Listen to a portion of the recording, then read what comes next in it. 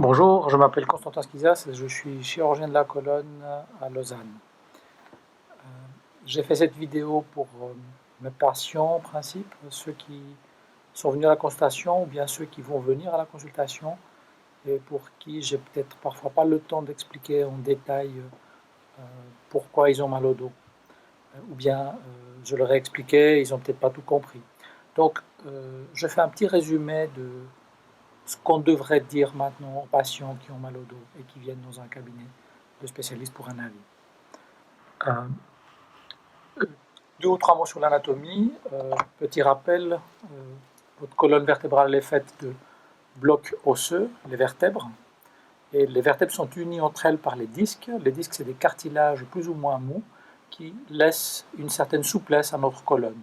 Notre colonne, elle a comme rôle de nous soutenir, mais aussi de protéger les éléments nerveux, donc la moelle épinière, et les nerfs qui vont dans les bras et les jambes.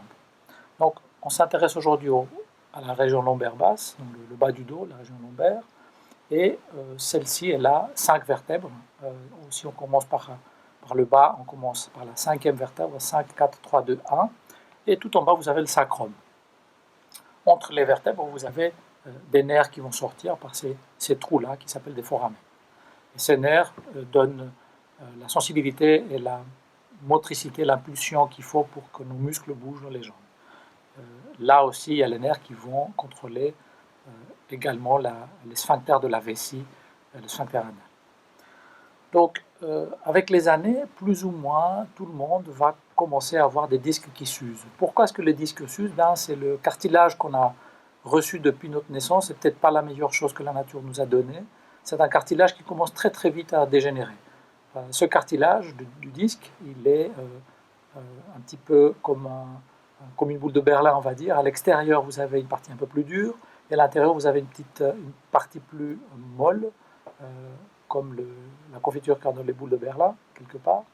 Et cette partie molle à l'intérieur s'appelle le noyau pulpeux du disque. Avec les années, donc petit à petit, malheureusement, ce cartilage va commencer à s'user de façon normale, un petit peu comme on attrape des cheveux gris. Cette usure, elle est physiologique, elle est liée au fait qu'il y a très peu de cellules à l'intérieur de chaque disque qui doivent produire le cartilage. Donc les cellules ne se renouvellent pas, mais elles doivent entretenir un très très grand nombre de fibres, si vous voulez, de protéines qui constituent le disque, et avec les années, les cellules, elles meurent. En fait, les cellules meurent assez vite. Quand on est enfant, les disques sont plus ou moins normaux, donc comme je vous les ai décrits, mais au fur et à mesure qu'on prend de l'âge, les disques vont devenir de plus en plus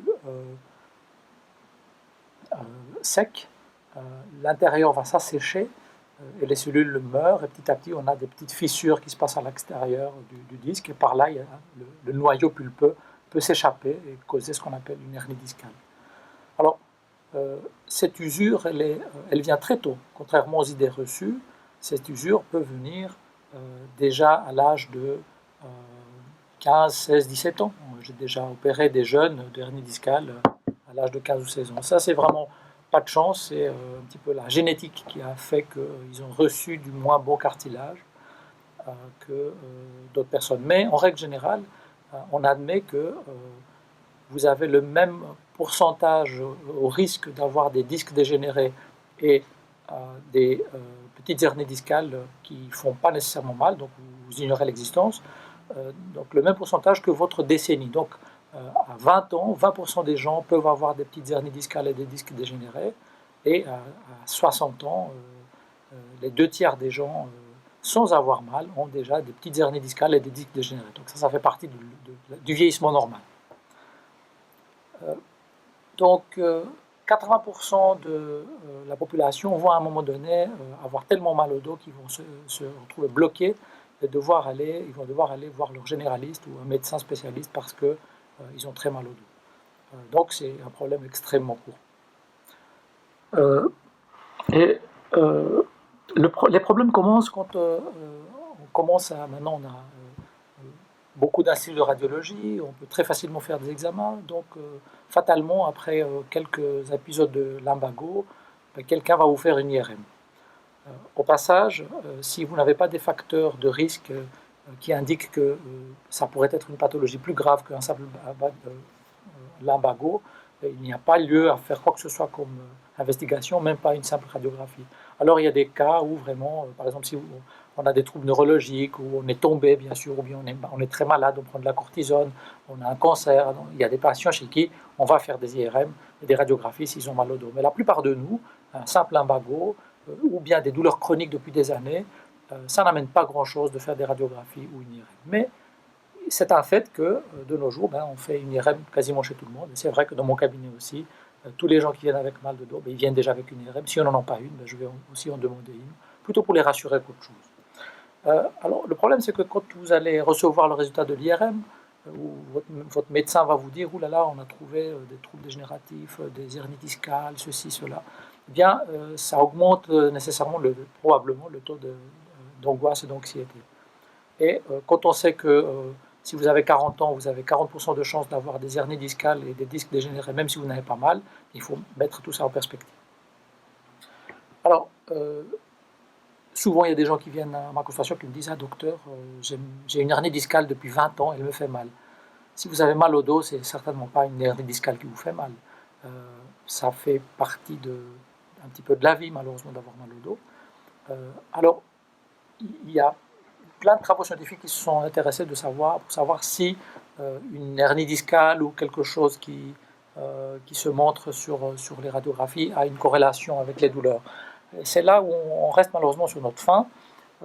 Alors quand on est jeune, on a des disques qui sont un petit peu assez blancs à l'intérieur. Ce patient, il a déjà une 50aine d'années, il n'a pas beaucoup de disques jaunes.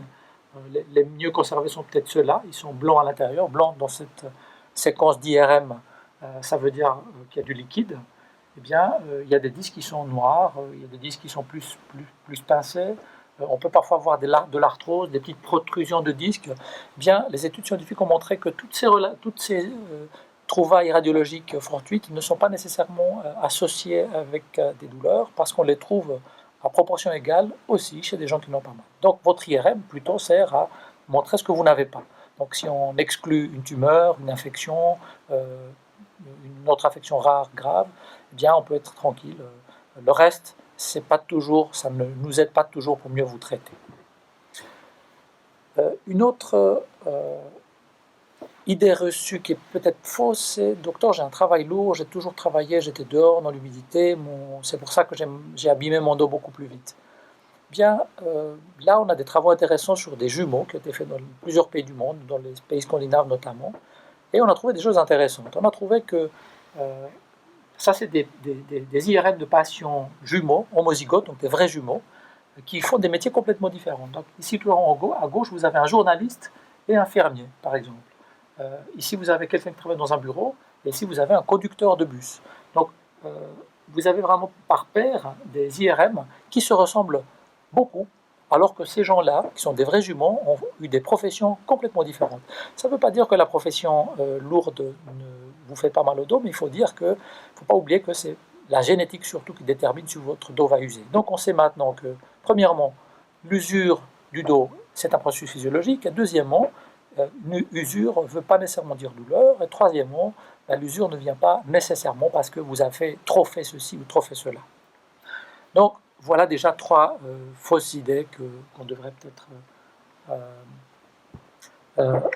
essayer, nous médecins, de faire évoluer. Alors, voilà un autre exemple d'un patient qui a une vraie hernie discale. Donc là, vous avez une lésion qui, elle pourrait, en effet, donner des douleurs. Alors, c'est quoi les douleurs liées à une hernie discale? Eh bien, quand le matériel du disque sort de la place où il est, et il va coincer un nerf, eh bien, les gens peuvent avoir mal dans la jambe, donc dans toute la jambe, ou ça peut être parfois la fesse ou bien la cuisse. Mais ce n'est pas une situation qui est éternelle, qui continue à faire mal comme ça. Fort heureusement, 80% des gens vont s'améliorer tout seuls. Sans traitement, la hernie va se résorber. Et on sait que les grosses hernies discales, par exemple, si on refait une IRM 6 mois plus tard, la plupart finissent par se résorber. Donc de temps à autre, on en perd des gens, pas parce qu'ils ont mal au dos, mais plutôt parce qu'ils ont mal dans la jambe, et parce qu'une hernie leur coince un nerf. Maintenant, le problème qu'on a très souvent dans la consultation, c'est des patients qui ont des douleurs chroniques. Ils ont mal au dos depuis longtemps, ils ont vu plein de médecins, ils ont fait parfois des opérations qui ne les ont pas aidés, qui n'étaient probablement pas très utiles. Ils sont pris en charge par des spécialistes de la douleur. Donc après, ça devient extrêmement complexe d'expliquer en deux, trois mots pourquoi ces gens évoluent différemment que les autres. Il y a On ne comprend pas toujours très bien pourquoi, mais chez certains patients, les douleurs vont devenir chroniques. Il faut s'imaginer que la douleur, je simplifie énormément, c'est un petit programme informatique dans le cerveau qui peut être stimulé par exemple par un stimulus qu'on appelle nociceptif, ça veut dire un stimulus vraiment douloureux. Donc si vous marchez sur un clou, eh bien vous allez avoir un câble électrique qui va, donc un nerf qui va vers le cerveau, qui va allumer le petit programme informatique qui dit douleur. Mais il y a d'autres raisons pour lesquelles ce petit programme informatique peut continuer à tourner tout seul. Eh bien, la douleur peut ne plus être liée au fait que vous avez marché sur le clou. Le clou n'est plus là, la jambe a guéri, mais vous pouvez garder des douleurs. On connaît ce phénomène, par exemple, chez des gens qui ont été amputés. Vous avez peut-être entendu parler des douleurs fantômes. Eh bien, c'est quoi ces douleurs fantômes? C'est des personnes qui ont eu un traumatisme grave, ils ont perdu peut-être un bras, une jambe, le membre atteint n'est plus là, mais pourtant, ils gardent la mémoire dans leur cerveau de cette douleur et ils vous disent bien la main, le pied me fait mal alors qu'il n'est pas là. Donc les douleurs chroniques, c'est peut-être en partie aussi une forme de douleur fantôme, on va dire, peut-être. Hein. C'est pas tout simple comme ça, mais une façon de l'expliquer, on pourrait imaginer c'est ça. Mais d'autres raisons qui peuvent aussi entretenir ce petit programme informatique qui tourne dans le cerveau, douleur, eh bien, ça peut être des facteurs autres, par exemple psychologiques, la peur, ses perceptions, son vécu personnel. Il y a beaucoup de choses qui peuvent entretenir ce programme douleur, alors qu'en périphérie, il n'y a plus rien vraiment qui continue à faire mal. Donc c'est vrai qu'à un moment donné, quelque chose a lâché dans le dos, un muscle, un tendon, une articulation a fait mal, la musculature s'est contractée, mais le programme douleur continue à marcher. Bien entendu, il y a le problème des patients qui arrêtent de bouger parce qu'ils ont peur de bouger, donc la peur de mouvement n'aide pas non plus. Le moins on bouge, le plus on s'en raidit, et puis chaque fois qu'on essaie de rebouger, ça fait mal, on se auto-limite, on arrête de bouger, et on a de nouveau mal. Donc il y a un cercle vicieux qui s'installe, qui entretient ces douleurs chroniques. Pour expliquer un petit peu ces douleurs chroniques, on fait appel aujourd'hui au modèle biopsychosocial. Bio, ben on comprend tout ce qui est biologique, donc une hernie discale, une tumeur, une fracture, donc quelque chose de biologique qui peut faire mal, mais après vous avez aussi le domaine, les aspects les psychologiques et sociaux. Sociaux, par exemple, il y a des éléments très simples comme la satisfaction au travail. Il y a des études qui ont montré que, par exemple, si on regarde qui évolue bien après une hernie discale, eh bien, ce n'est pas tellement si elle était grosse, si elle était petite, si elle a été opérée ou pas. Très souvent, il y a des facteurs qui sont complètement différents. Et une étude zurichoise a montré que, par exemple, la satisfaction au travail était un des meilleurs prédicteurs du résultat à long terme. Pour illustrer l'importance du problème psychologique, de l'attitude psychologique face à la douleur, j'aimerais vous citer un exemple que les anesthésistes américains ont observé lors de la Deuxième Guerre mondiale. Quand vous aviez un soldat américain, un GI, qui sautait sur une mine en Normandie, eh bien, il requérait beaucoup moins de morphine qu'un civil qui, en même temps, avait un accident de voiture, un accident de moto aux États-Unis. Pourquoi?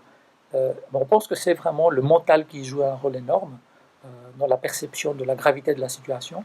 Le pauvre GI qui sautait sur une mine, regardait autour de lui, tout le monde était décédé, lui il était juste blessé, donc les endorphines, si vous voulez, les molécules internes de son cerveau lui donnaient un tel message positif, là, toi tu as survécu, tu n'as rien de très grave, enfin tu ne vas pas mourir, tu vas rentrer à la maison, donc cet état d'esprit faisait que sa douleur était secondaire.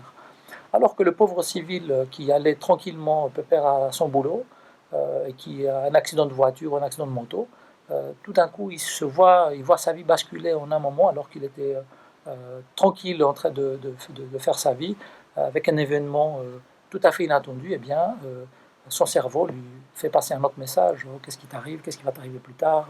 Qu'est-ce qui va t'arriver avec le travail, la famille? Donc l'état d'esprit face à un stimulus mécanique qui peut être également douloureux, peut moduler, peut changer énormément notre réponse à la douleur. C'est pas si simple, bien entendu. C'est pas, je vois des gens qui ont des douleurs chroniques depuis des années. C'est pas très simple avec quelques mots de les aider, mais j'essaye simplement de faire un petit résumé de ce qu'on croit comprendre de nos jours sur le mal du dos. Donc, je suis chirurgien de la colonne, j'opère quelques patients qui ont mal au dos, mais c'est vraiment des indications très spécifiques. Je vous ferai une autre vidéo pour expliquer pourquoi on opère les gens qui ont, par exemple, une hernie discale ou un canal lombaire étroit, ou parfois des déformations de la colonne qui sont très douloureuses. Voilà, et puis en ces temps, je vous conseille de bouger, de faire des exercices, de faire du gainage, de façon préventive, parce qu'on est tous, pour le moment, confinés à cause du Covid. Eh bien, nous ne le laissons pas abattre, gardons le moral et gardons le physique en forme en faisant tout ce qu'on peut pour entretenir notre musculature et notre forme physique. Je vous souhaite une bonne soirée.